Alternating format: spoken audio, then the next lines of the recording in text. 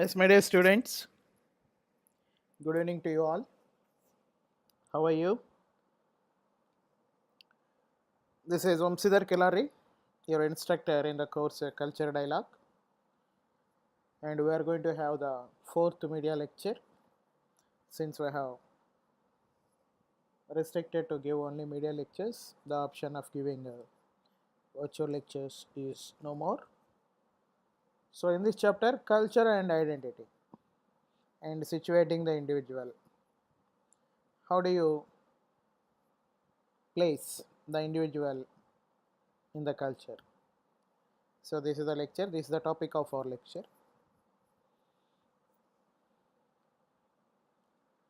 So, this is the course Culture Dialogue, and you are with Omsidhar Kelari, and we are going to have the fourth media lecture. So, while you are listening to the lecture, please plug in your handout. Sorry, plug in your phones and keep your handout and pen with you. So, what are the points we are discussing? You need to identify them.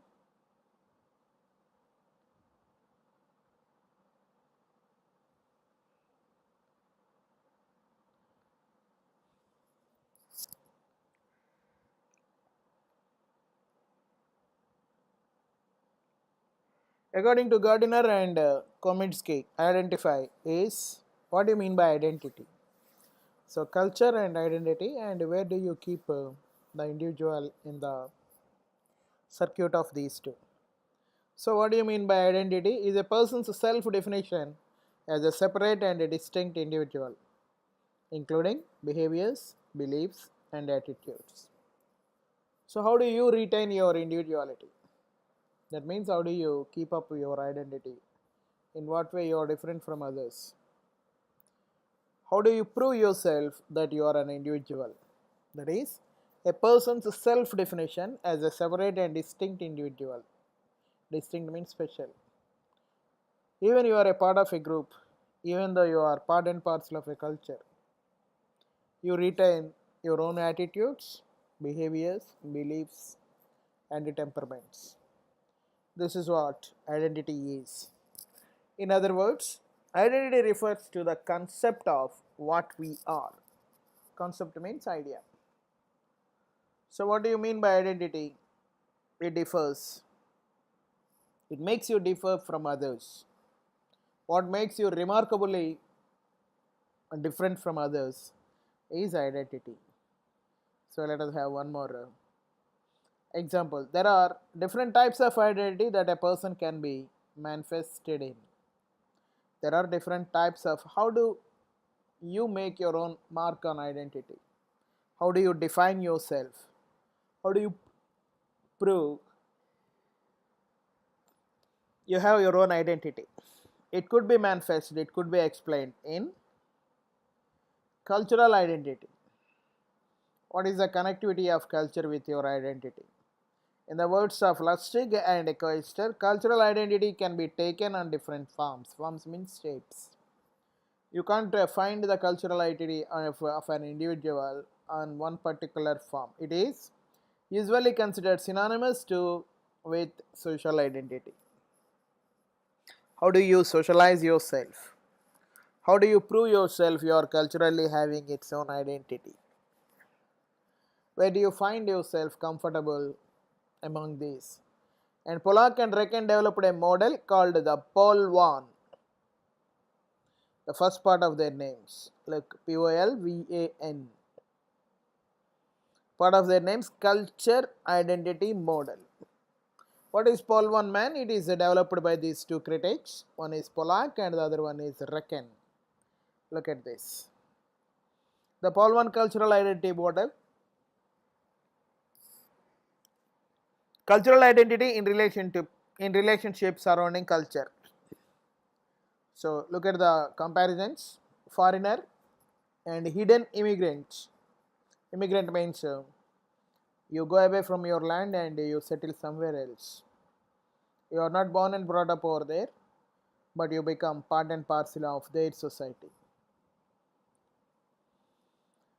A foreigner look different and think different.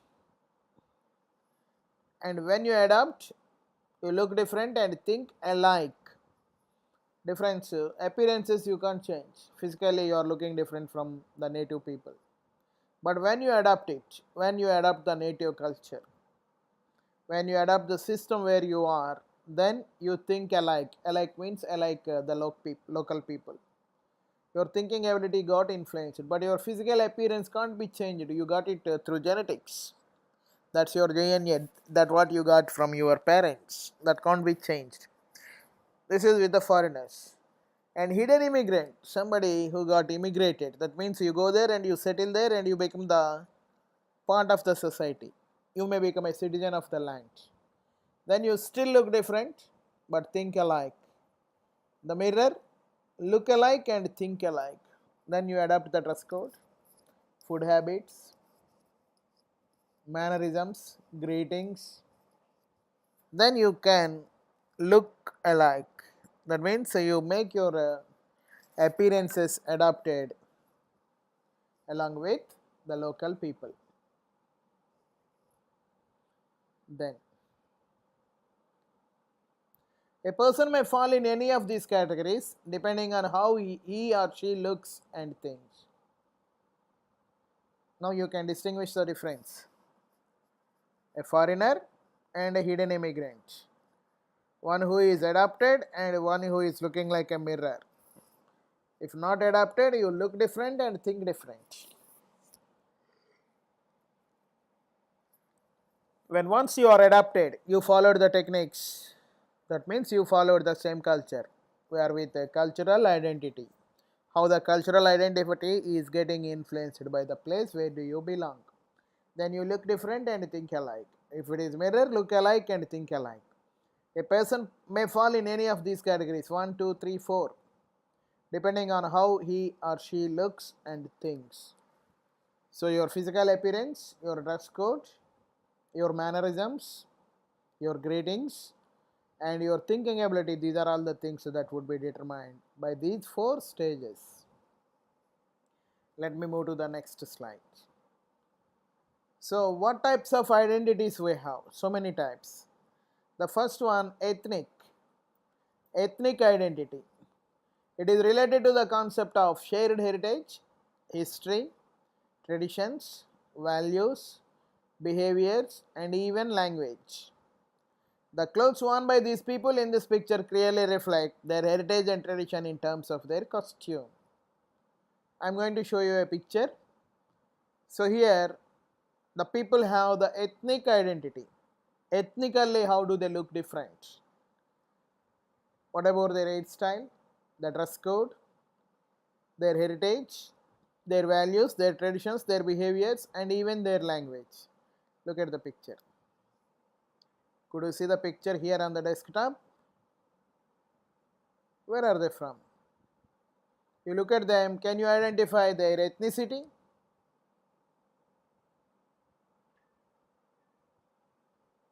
Look at their dress. Where are they from? They are retaining their own dress code. This dress reflects their culture, their tradition. So when you find the people wearing this dress, you can label them from which ethnicity they are. They are Ethiopians. Ethiopia is an East African country, and they have their own heritage and culture. So these are all called ethnic identities. Where do you find ethnic identities related to the concept of shared heritage, history, traditions, values, behavior, and language? They speak the same language? No, there are many languages in Ethiopia, but Amharic is their working language. Can you say this is the national dress of Ethiopia? No. There are so many traditional dresses in Ethiopia. This is the dress mostly popular among Amhara people of Ethiopia. These clothes worn by these people in picture clearly reflect their heritage and their tradition in terms of their costumes. Some societies, some cultures, you find them an amalgamation of the cultures. Within the society, you find various traditions and costumes and dress code, mannerisms and attitudes. The first one, what you get through the heritage, history, traditions, and values. your behavior and even your language gets influenced. This type of identity is called ethnic identity. Look here in this picture what is shown to you. Here the picture shows the heritage and tradition of their costume. Now let me go to the next variety of identity. A racial identity. It is related to the physical traits such as skin color, hair texture, facial appearance, eye color, etc. It is related to one's biological ancestry. How do they look different from others? Maybe stout, maybe well built, broad shoulders, fair color, dark eyes, pointed nose. What is the difference between the people from Germany and people from Korea? Racially, you can differentiate them. Small eyes, round eyes, pointed eyes, short nose or long nose, short neck, long neck, very tall, very short. This is the identity you get genetically. It is related to the physical traits. Traits means characteristics, qualities, such as the skin color. Your skin color is black and you label him, he is an African. You find somebody with a fair color, you say he is an American, he is an European, he is from the Western world. Hair texture, curly,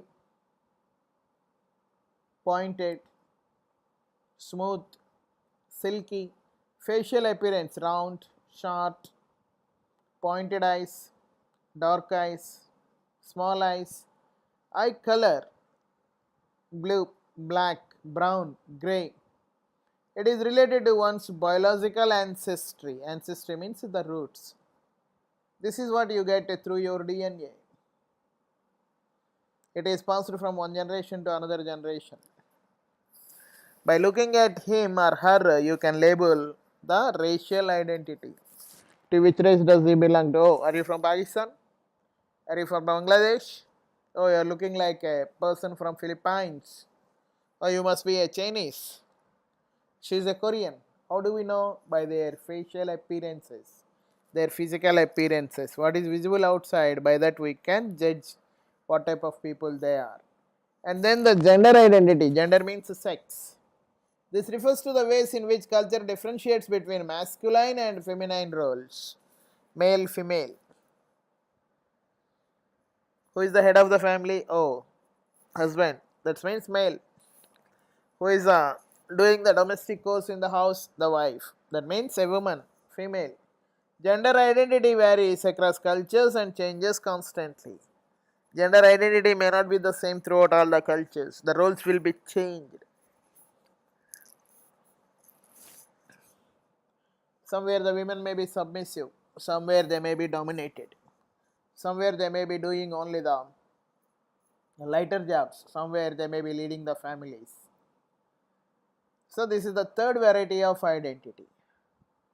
The first one, ethnic identity. The second one, racial identity. And the third one, gender identity. What do you mean by gender? Gender relates to sex, feminine or masculine. Masculine means male, boy, man. Feminine, girl, woman. Gender identity varies across culture. Varies means different. For example, in Ethiopia, woman is the head of the family. So they lead, they work hard. The men always sleep at home. But in the rest of the world, in most of the societies, a man is the head of the family. And a woman is restricted only to the domestic chores, washing the clothes, cleaning the house, cooking the food. But in some societies, mostly in African societies, women go out to work, earn money, and rear up the family. So they vary from culture to culture. So this is the third variety of identity. What is it? Gender. What is the first one? Ethnicity. Ethnic. Second one, racial. According to the race, according to your physical appearance. How do you look like? We judge the people by looking at them. We ask, are you from Philippines? Are you from Nigeria? Are you from Kenya?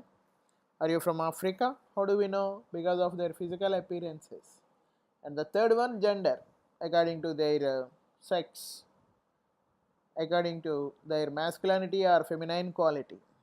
But it is not the same according to the cultures, their roles keep on changing.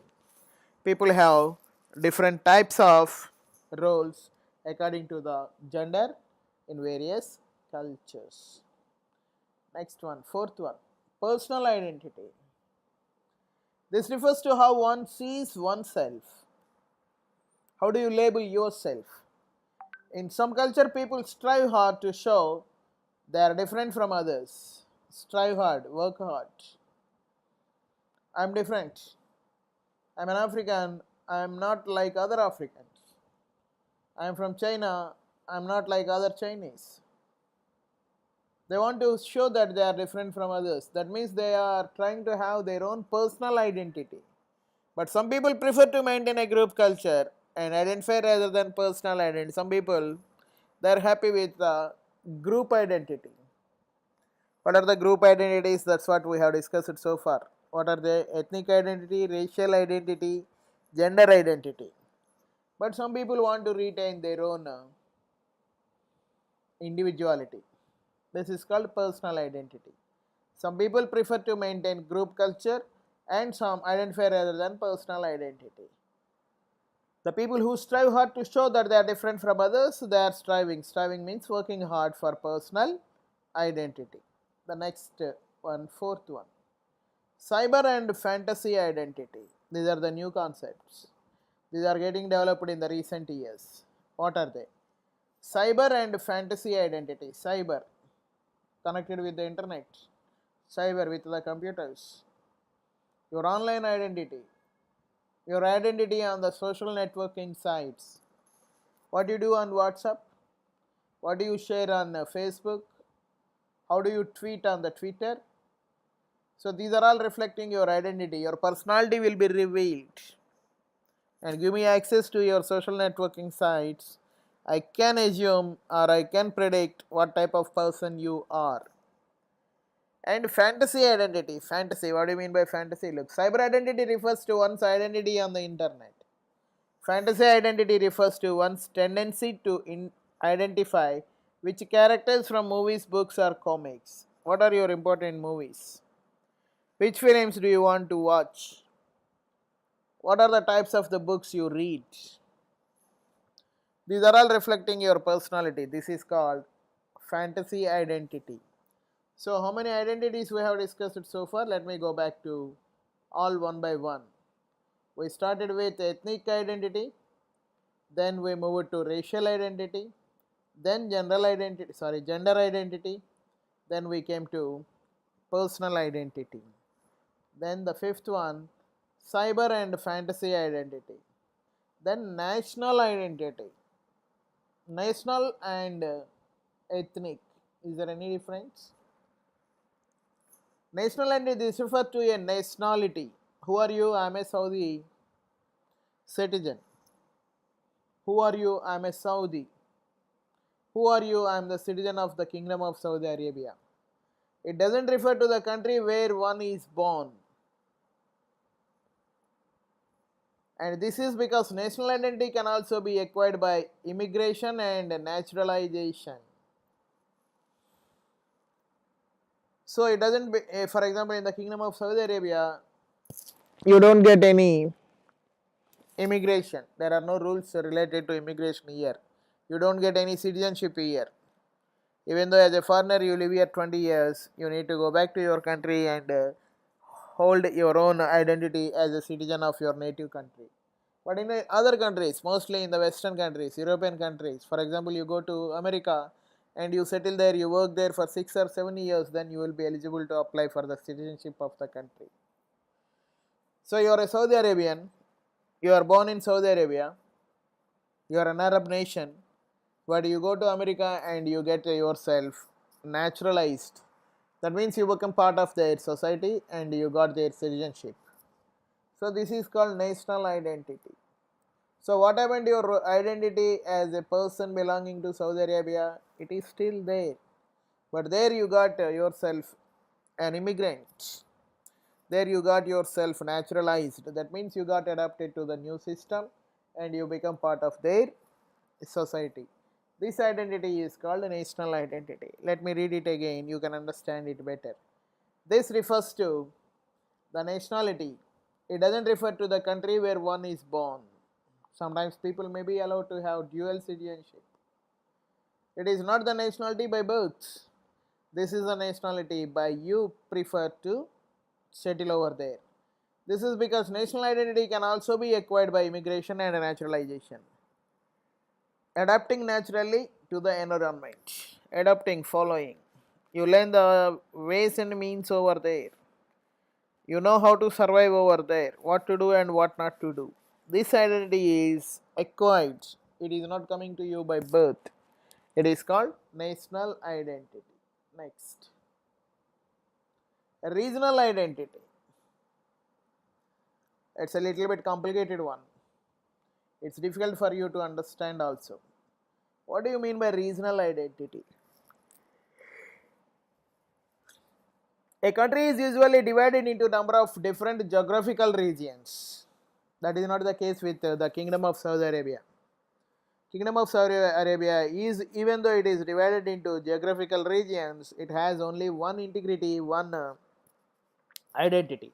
But some countries, big countries, countries like India, countries like Ethiopia, countries like Indonesia, countries like Philippines, countries like Pakistan, countries like Bangladesh, they are divided into various geographical regions. Each region may display uniqueness in terms of language. Display means show, uniqueness means specialness. In terms of language, what is the language spoken here in the Kingdom of Saudi Arabia? Only one language, that is Arabic. So if you go to any corner of this kingdom, you find people are practicing in Arabic. So it is a working and official language. But some countries this is not the case. They have their own languages. They may be accepting one language as a link language, as an official language or working language. But still they have their own language, and within the language they have their own dialect. Dialect is also common among the regions. So here in the kingdom we too have the dialects. Dialect means the way you speak the language, the way you practice the language. So the language Arabic speaking in Jizan is different from the language that is spoken in Jeddah. So when you go to Jeddah, people may identify by your speaking patterns that you are from Jizan. How do they know that you are from Jizan? Because of your dialectical practices of the language, your intonation, your stress. And accent, custom, food, dress, or different historical political legacies. So these are all happening with the big countries. So they have their own distinctive language patterns. Languages, and within the languages they may have different accents and dialects. They have their different food habits, customs, dress, and different historical political legacies. For example, in Jizan we have distinctive dress code. So when you represent your culture, to represent that you are from Jizan, you will be wearing your own dress design. It differs from place to place. So within the kingdom places, various corners, people will be having their own dress codes. So this is called regional identity. But here in the kingdom, we don't have the problem with the language. One and only official language Arabic, but we have dialects and we have the accents. And customs and food. These are also things that differ from place to place. And the next identity is organizational identity, where you are working. Your identity will be I am a doctor, I am a physician, I am an engineer, I am a teacher, I am a professor, I am working as a taxi driver, I am a clerk in an office, I am the manager of the office, I am the cashier in the bank. So your job influences your identity. This type of identity is usually associated with a person's workplace. What do you do? What is your job? What do you do for your survival? What do you do from the morning to the evening? So these things will be influencing your identity. This identity is called organizational identity. In some cultures, a person's organizational identity plays an important role in affecting the nature of communication. You go to the bank, they ask you, "What's your job?" "I'm a physician. I'm working as a doctor in the hospital." They treat you differently. They value the most because you are saving the lives. You are curing the diseases from the people. You are serving the humanity. So how you are treated? You are treated in a different manner. You are just a taxi driver. The treatment would be different. So the identity you get according to your workplace. This type of identity is called organizational identity. Then, before going to the next topic, we need to move back to the types of identities, and we need to discuss them once again, if possible, in the order. So, the first identity is ethnic identity. It is related to the concept of shared heritage, history, traditions, values, behaviors, and even language. The clothes worn by these people in this picture are showing different traditions and the heritage do they have. Then after ethnic we move to the racial identity by birth. Racial expressions, racial features, the physical appearances, your identity will be labeled. Then gender identity, masculine or feminine, as a boy or a girl, or a man or a woman, these will be making your identity. This is the third one. And the fourth one is personal identity, what makes you different from others. So what type of identity you are planning to have? You want to be just one among the group, or you want to have your own independence? You want to show that you have your own identity. This is the fourth one. Then fifth one, cyber and fantasy identity. Cyber means your identity in the social networking site, on the internet, in the phones, or on the computers. Fantasy means who are your favorites? What is your favorite book? Who is your favorite hero? What are your favorite comic characters? This type of identity is called cyber or fantasy identity. The national identity as a nation. This refers to a nationality, it doesn't refer to the country where one is born. That means you are born somewhere and you got immigrated somewhere else. So there you are immigrant and you are adopting the nature of the local country. So this is because national identity can also be acquired by immigration and naturalization, adapting naturally to the environment. Then a regional identity.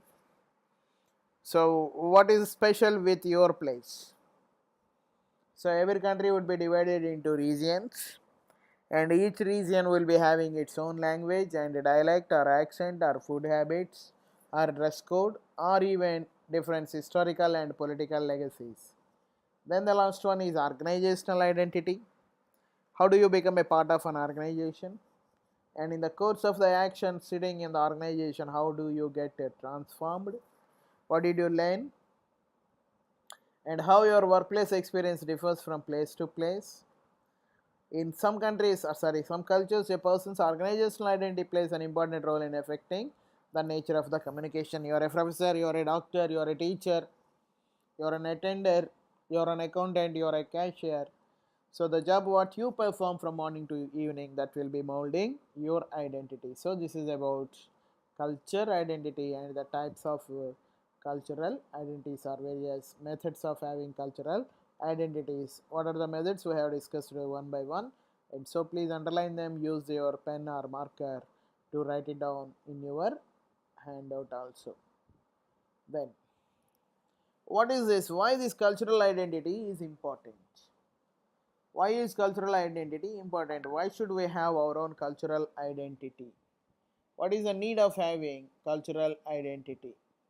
Is there anything different? Look at this.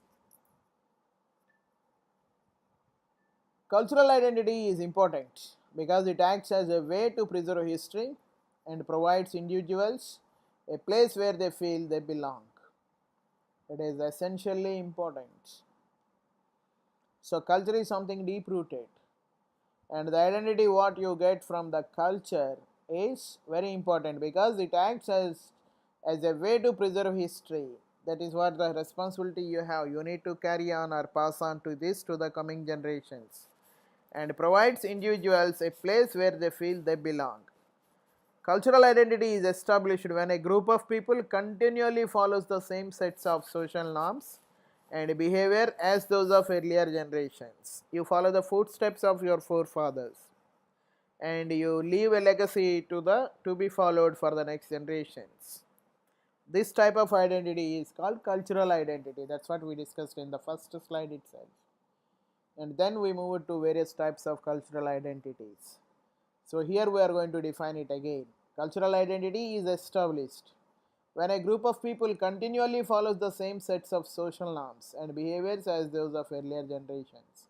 An individual's cultural identity is influenced by factors such as, factors means reasons, factors means various elements, ancestry, that means your roots, your social class, you are from a rich society, poor society, middle class, what is your rank in the society, educational level, how much you are educated, literate, illiterate, just you know how to read and write, you got graduated from the school, from the college or from the university, you have masters or you have done your PhD, you have done a research, these things. Family, that means you are nurtured by your family members, mother, father, brothers, sisters, uncles and aunt. Language, well, how many languages do you know? How many languages can you speak in? How many languages can you write in? How many languages can you understand? Political opinions, these are influenced by the system where you are from. You are from aristocracy, you are from democracy, are you from socialist pattern of lifestyle, for example China or Russia, and your profession. What's your way of living? What is the job you have for your survival? And people with a strong sense of cultural identity are more likely to feel a sense of security and belonging. Look, the more cultural identity you have, the more strength you get. People with a strong sense of cultural identity, when you identify yourself with the big group, when you follow or adopt the same methods, are more likely to feel a sense of security and belonging. Then you feel comfort, you feel convenient, you continue your life in a comfortable zone. That's why cultural identity is important for us. Then, the next point. What is cultural isolation? Isolation means separation. Culturally, you are isolated. So, cultural identity you don't have. That means you are not taken into the fold of the culture. You make yourself away from the culture, or the society may be making you away from their fold. And what do you mean by this cultural association? Sorry, isolation. Isolation means separation. You are separated from others. Cultural isolation is the term for a country or a region that doesn't care for interact with, understand or emphasize with the cultures outside its borders. You feel yourself superior. You don't like to know what is there in other countries. You are not worried to go beyond the borders. Within the borders, you feel proud of yourself. Cultural isolation is the term for a country or a region that doesn't care to interact with. What we know is enough. We need not to learn anything from anyone or emphasize with cultures outside its borders. You dominate. You feel yourself superior to others. Cultural isolation hinders relationship with countries. Hinders means troubles, stops. When you feel yourself culturally superior, you don't like to, you never try to learn anything from others. Then the relations will be strained. Hinders relation with foreign countries. Knowledge of foreign languages and foreign cultures is essential to successful international relationships and diplomacy. So when you don't know how to speak, you keep silent. At the same time, you may be missing a lot. For survival, you need to be learning so many languages. And learning a language is not just like learning a language, it involves with learning a culture. So we need to know about their cultures, their food habits, their dress codes, and their languages. The world is becoming a global neighborhood with the advent of the internet. Advent means initiated. Advent means something that got created. And the widespread use of mobile devices. The world has become very small today. You can call to the people any corner of the globe within seconds. And through the internet, you can communicate in an easier manner. So, cultural isolation is so costly. So, when you feel yourself within the border superior, then you will be missing a chance of meeting the neighbors. You will be not having any interaction with them. So, when you know that equally they too have some heritage, some levels of culturally advancement, then you will be going over there to learn from them. Otherwise, you live in your own orbit and you feel you got everything. So, for individuals, cultural isolation may be possible, but for the countries as the societies, it would be hindering the relationships and the successful diplomacy of the world. And the next slide. What is cultural diversity? Cultural diversity refers to having a variety of cultures or human societies within a specified region. Region means a place. Within the society, you find the diversity. Diversity means difference. But we need to have unity in diversity. We celebrate the diversity, but we try or we strive to have the unity. Otherwise, there would not be any identity. Cultural diversity refers to having variety of cultures or human societies with a specified region. You need to mention. So if I place you somewhere that place you don't like, then my purpose of providing you something would not be successful. That's why within the specific region, when people adapt so many cultures, it is called cultural diversity. Fort Hays State University notes that cultural diversity is possible when individuals accept, acknowledge, and value the different ways in which people interact and live in the world. It would be possible when you are ready to accept, when you open your ear to get the knowledge from others, when you feel that you know everything, there is no need to learn anything from anyone. This is superiority. But when you keep your eyes open, and when you keep your ears open to receive, then there will be chance of learning the cultural diversity. Fort Hays State University note that cultural diversity is possible with individuals when to accept, to acknowledge, and value different words in which people interact and live in the world. Cultural diversity is based on understanding that even if people have cultural differences, they desire the same things: acceptance, well being, security, esteem. Esteem means respect, name, honor, and equity. You need to be treated equally. Maybe I am culturally having diversified identity, you can't keep me away from my benefits. That's why what do people look for? Cultural diversity is based on the understanding that even if people have cultural differences, they desire the same things, that is acceptance, the well-being, security, esteem, and equity. That's why cultural diversity is identified in these patterns. Now let me move to the next slide. First question, what is a culture clash? Clash, a fight, an inconvenience, a struggle. When do two different cultures clash? Sometimes even the third one also could add with the existing two. Look, a culture clash is a conflict between cultures or a disagreement arising between two parties of different beliefs, values, and practices. I question the way you live, and you question the way I live.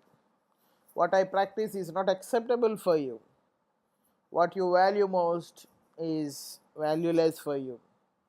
Criminal offences and delinquencies often arise from cultural clashes. So the clashes of the culture among the people, if they come, offenses, crimes, and delinquencies. Delinquencies means you run away from paying the fee. You don't pay, but you go away from there. So these type of problems will arise if there is a clash of cultures. A culture clash is a conflict between cultures or a disagreement arising between two parties of different beliefs, values, and practices. And criminal offences and delinquencies often arise from cultural clashes.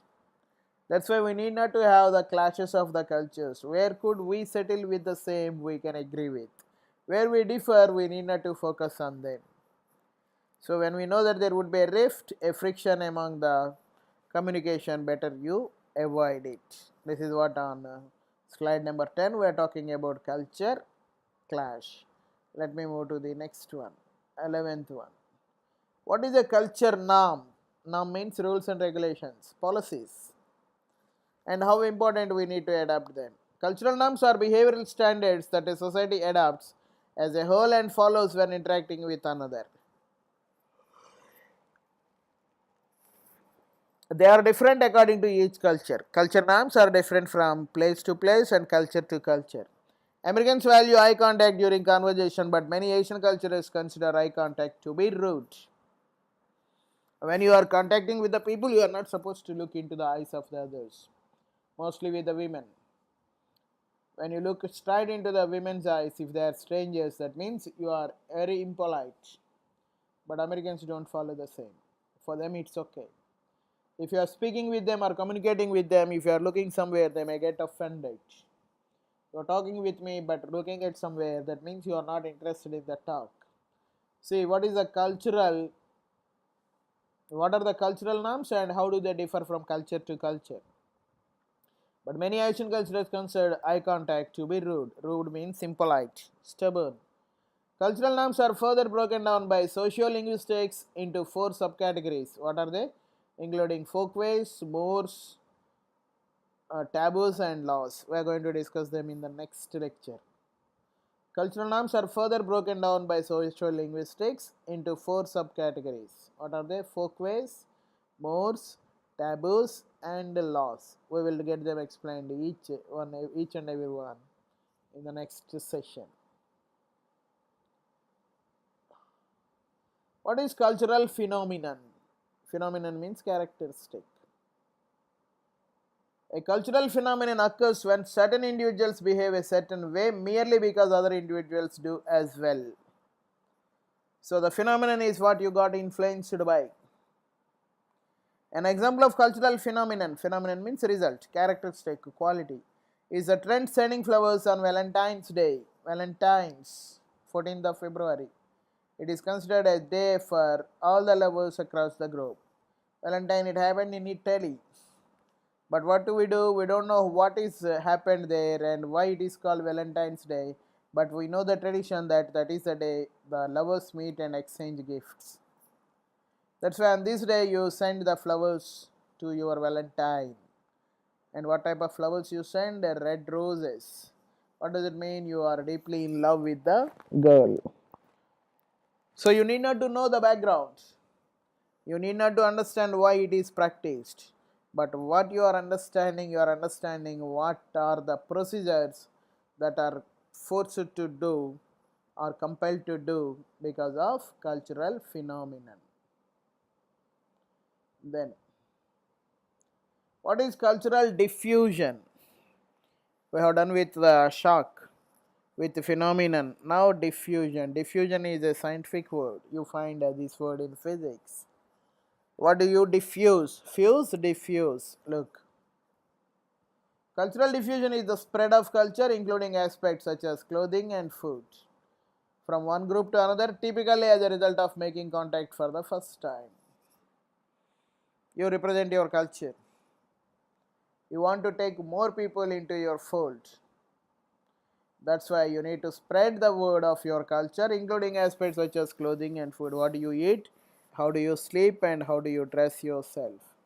From one group to another, and typically as a result of making contact for the first time. European explorers bringing back foods and other items such as tobacco from a newly expected lands in an example of cultural diffusion.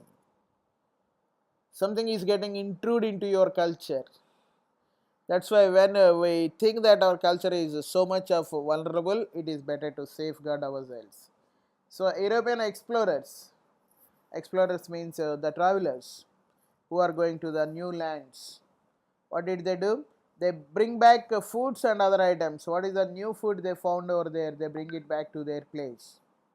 Maybe spices from India, maybe coffee, tea from China, coffee from Ethiopia, such as tobacco from newly explored lands in the example of cultural diffusion. We got it. We found this at this place. They feel proud of it. They can use it to propagate their culture. This type of culture is this type of element is called cultural diffusion. What you find different from there, you bring it and you exhibit it to your culture. Then the next one. What is cultural integration? Integration means mingling. How do you mix two different cultures? How do you make two different cultures go in hand? How do you integrate them? How do you mix them? The mixing is so clear that you don't find any stains and you feel as if it is the original. What do you mean by cultural integration?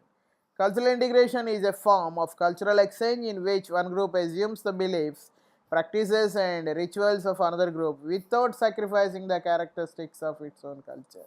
You adopt them, and at the same time, you retain your own cultural practices. You don't leave any of your practices, but you learn the new method of practices as well. Then you integrate the both. Cultural integration is generally looked upon as a positive because nothing is lost. That means you are not losing your roots. Your cultural heritage is still hanging on with you. Seen from this slide, cultural integration is a healthy intermingling of the beliefs and rituals of two unique cultures. It's a healthy intermingling, mixing together. You exchange your opinions with the other group and the beliefs and rituals of practicing for the birth, marriage, death, and etc. of the two unique cultures. Unique means special. This type of activity is called cultural integration. And the last one. What is cultural assimilation? After intimidation, the last one is assimilate. How to take in, how to accept. Cultural assimilation occurs when members of one cultural group adopt the language, practices, and beliefs of another group, often losing aspects of their traditional culture in the process. You assimilate, that means you lose your own roots and you adopt the new cultures. This is called assimilation. That means you got adapted to the new and you got rid out of the old. When members of one cultural group adopt the language, practices, and beliefs of another group, often losing aspects of their traditional culture in the process. One example involves the forced assimilation of native. Sorry, example. One example of example involves the forced assimilation of Native Americans. Native Americans means one who are born and brought up over there, who are required to attend government-funded boarding schools and forbidden to speak their traditional languages. Look, you need to take the courses in the government schools, but you have your own indigenous languages and you have your own script, but you are not supposed to teach all these things to your kids. And forbidden to speak their traditional languages. Forbidden means banned. As of 2014, only 154 of the roughly 300 original Native American languages are still spoken. That means most of the languages are on extinct. So when you don't get proper funding, when you don't get proper treatment, if you follow your own language, then you need to suffer by the end of the day. That's why they have this cultural assimilation, the dominance. So they need to attend the government funded schools. And in the schools, they teach you something what you can't understand and speak their traditional languages. And as of 2014, only 154 of the roughly 300 Aboriginal groups, that means native language Americans, are still not spoken. because they don't have script, they have their own script that could be easily understandable by all of them. This is called cultural assimilation. That's the end of the slides, and I need to wind up. And before wind up, we need to discuss the main elements what we have discussed in this lecture so far. We started with cultural identity, and then we discussed various types of identity. Then we came to the big question. Okay, here we are. First identity is ethnic identity. We discussed identity, then we discussed the required identity here. Then what do you mean by ethnic identity? How do you look different by ethnically? Then what is racial identity? How do you feel superior or inferior because of your race? Gender identity, how do you feel equal or more or less as you differ from two different genders? One is masculine, the other one is feminine. Then what do you mean by personal identity? What you keep for yourself? How many hours you struggle to contact them? And how do you maintain a group culture and identify rather than personal identity? Then cyber and fantasy identity, this is the latest one because of the stick what you use under your palm would be disturbing you. And after cyber and fantasy, cyber means how do you behave in the social networking sites, and what are your favorite heroes, who are your favorite stars, what type of comic movies or cartoons you watch. Then national identity is different from regional identity. So what is your nationality, and how do you attain this nationality? By immigration, by shifting from this place to that place. And how do you get immigrated and naturalized?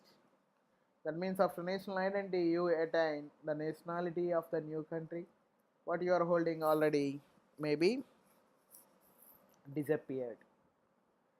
Then after the identities, the last one is regional identity. So within the country we have regions. They differ in the language, food habits, dress code and everything. Sometimes even their dialect and accent are also different, you can't understand. After regional identity, the last one is organizational identity. When you are part of a workplace or a company or an organization, you adopt certain styles of identities depending on your portfolio or position in the society. If you are the head of the department, you behave like this. If you are the dean of the faculty, you behave like this. So these types of identities are called regional identities.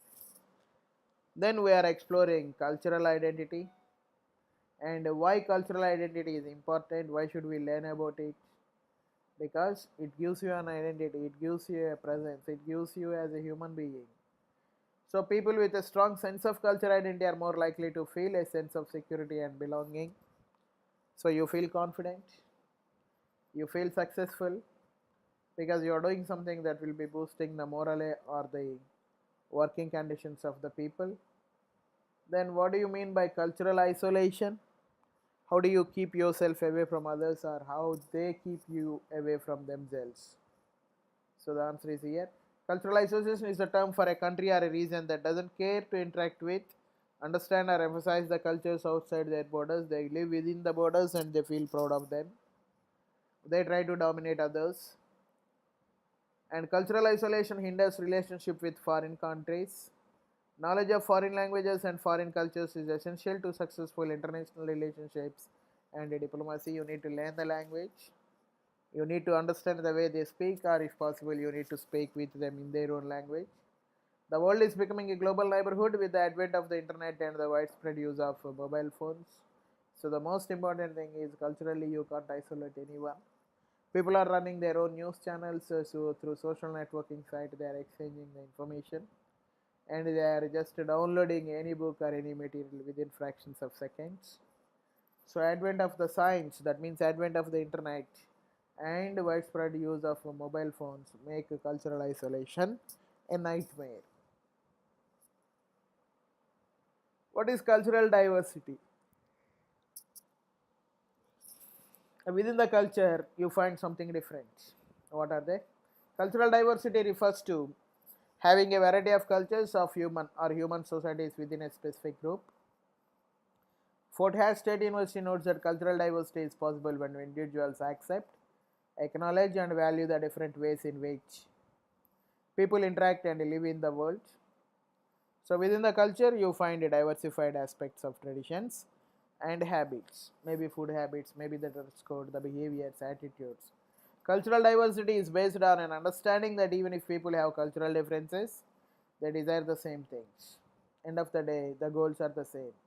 The acceptance from others, well-being, that means your health, your security, that your job is guaranteed. So even though you are sick, there will be somebody to support you, then you feel secure. Esteem, respect, and equity. We need to be treated equally by one and all. By our ethnicity, by our culture, by our color of the skin, by our gender, we are not supposed to be shown any discrimination. So cultural diversity will be teaching you many lessons. And the next element is, what do you mean by a culture clash? Why do the cultures clash with each other frequently? So here is an answer. A culture clash is a conflict between the cultures or a disagreement arising between two parties of different beliefs, values, and practices. Criminal offences and delinquencies often arise from cultural clashes. These are the things that happen when the culture clashes with other cultures. Then what do you mean by cultural norms? Norms means rules and regulations. Cultural norms are behavioral standards that a society adopts as a whole and follow when interacting with one another within the culture. They are different according to each culture. Ashley Klassman for About.com explains that Americans value eye contact during conversation, but many Asian cultures consider eye contact to be rude. So you are not supposed to look into the eyes of the person with whom you interact. If you are dealing with the same with a woman, they consider you are so arrogant and rude. You are a stubborn person. You feel proud of yourself. But that is not the case in America. Cultural norms are further broken down by social linguists into four subcategories: folkways, mores, taboos, and laws. We are not going to explore them here. They will be discussed in the next lecture. Then the next point is cultural phenomenon, the result of cultures. A cultural phenomenon occurs when certain individuals behave a certain way merely because other individuals do as well. Because others are following, you adopt the same. An example of cultural phenomenon is the trend of sending flowers to your beloved on Valentine's Day. You don't know the history, you don't know the origin because it is celebrated all over the globe. You are also in love, so you feel like sending the red roses to your beloved. This quality is called cultural phenomenon. Next. What do you mean by cultural diffusion? Diffusion, effusion. What do they diffuse? Cultural diffusion is the spread of culture, including aspects as clothing and food from one group to another. But for example, I came here and I spread my culture. So culturally, I am connected with India, but after coming here with my dress code, with my food habits, people may learn how do I eat, what do I dress, how do I live, how do I speak, and all these things. This quality is called cultural diffusion, typically as a result of making contact for the first time. And European explorers bringing back foods and other items such as tobacco. Explorers means the travelers. So whenever they go to the new place, whatever they find over there, something new, they bring it back to their countries. From newly explored land is an example of cultural diffusion. And the last one is cultural integration. How do you integrate within the cultures? Cultural integration is a form of cultural exchange in which the group assumes beliefs, practices, and rituals of another group without sacrificing the characteristics of its own culture.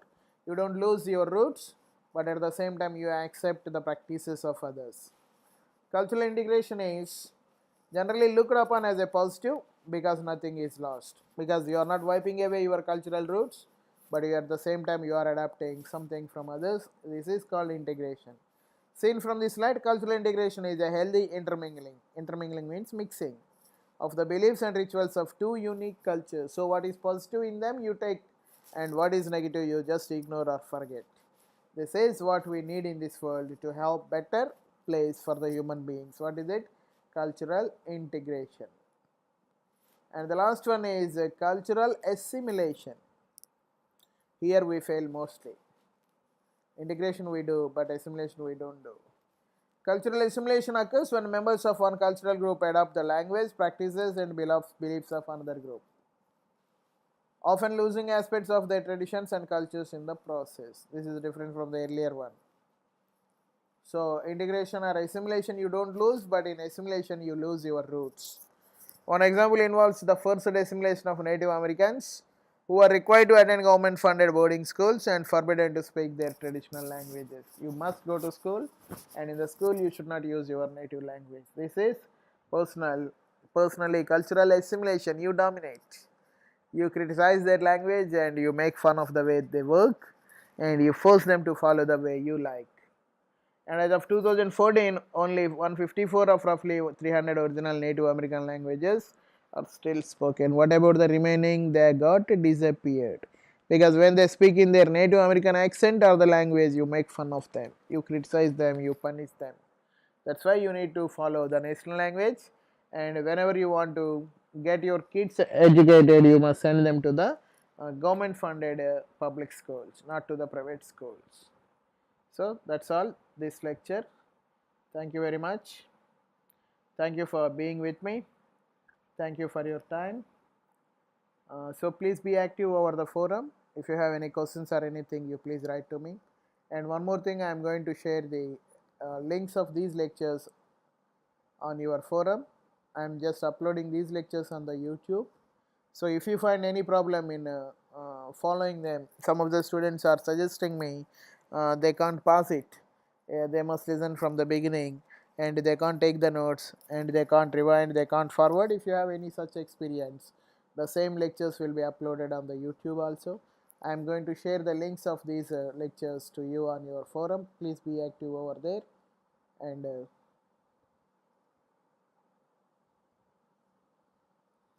please write to me whatever questions and complaints you have. And already I shared my phone number with you and my mail ID also with you. So if you want to talk to me 24/7, I am available. If you have any complaints or request, you please write to me through mail if you don't like to speak with me. So anything is okay, anything is possible, acceptable for me. Thank you for your time. Thank you for being with me in this session. Have a nice time. See you in the next lecture.